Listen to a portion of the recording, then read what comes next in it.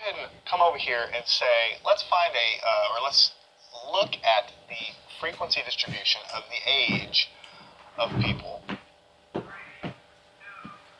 when buying a first car. Notice a lot of the frequency distributions that I've been using are like the ages of people. I mean, a frequency distribution can be used for anything numeric. I like to use ages a lot in these examples because they're easy for you to visualize and kind of suck it in and understand what it's talking about. All right, so here is our distribution. We have a class, right? We have a frequency. And then over here, we're going to do this part later. We have a relative frequency.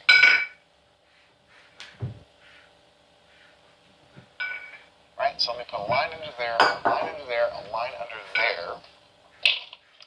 And let's write our classes down. So let's just go ahead and write them down. 15 to 18, 19 to 22, 23 to 26, 27 to 30, 31 to 34. All right, so that's just the buckets that we've chosen there.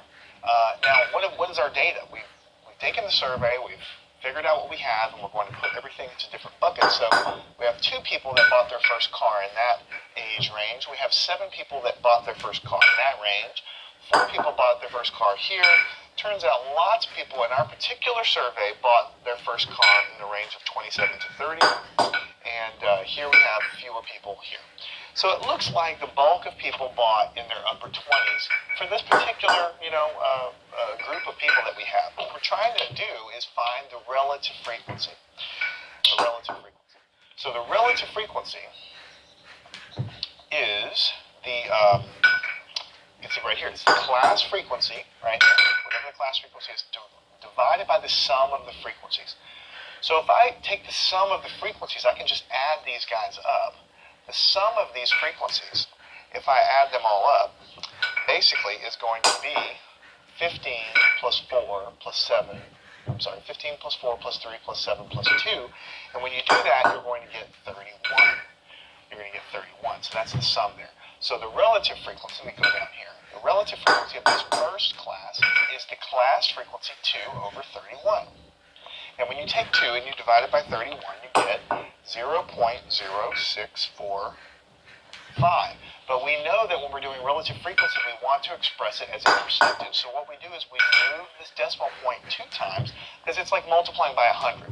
So we multiply by 100, that moves it 2 times, so it's 6.45. So what we're going to get up here is it's going to be, just to show our work, it'll be 2 over 31, which means it's going to be 6.45%. So we do the division, and we multiply by 100 to get a percentage. All right. For this class, it's going to be 7 over 31. And then whenever you do that division and multiply by 100, you're going to get 22.58%. When you do this guy, you'll have 4 over 31. And when you do that division, you'll get 12.90%. And when you get this one, it'll be 15 over 31. And when you multiply by 100, you'll get 48.39%. And then here you have 3, so 3 over 31. And then what you'll get there, multiply by 100, 9.68%. So you see, all we're doing to get relative frequency, it sounds like such a complicated concept. All we're doing is we're taking the frequencies, dividing by the sum, and you get a number and you multiply by 100, and we get a percentage. And so what we're going to find is if you add up all these percentages, if you take 9.68 plus this, plus this, plus this, and plus this, you get 100%, because that's everything. That's everything on the table. It should be 100% when we add it all up. Now, the reason we use relative frequency is because it's very nice. I mean, if I can cover this up, and I can look at this table, and I can really get a nice idea of what, of what's going on here. But if I just look at the relative frequency, I can almost even figure it out faster. I can say that 48% of the people are buying a first car in that range there. 12% is there, 9% is there, 22% is there, and it's just a very quick, easy way, without really having to understand the underlying data very much. Everybody can understand a percentage.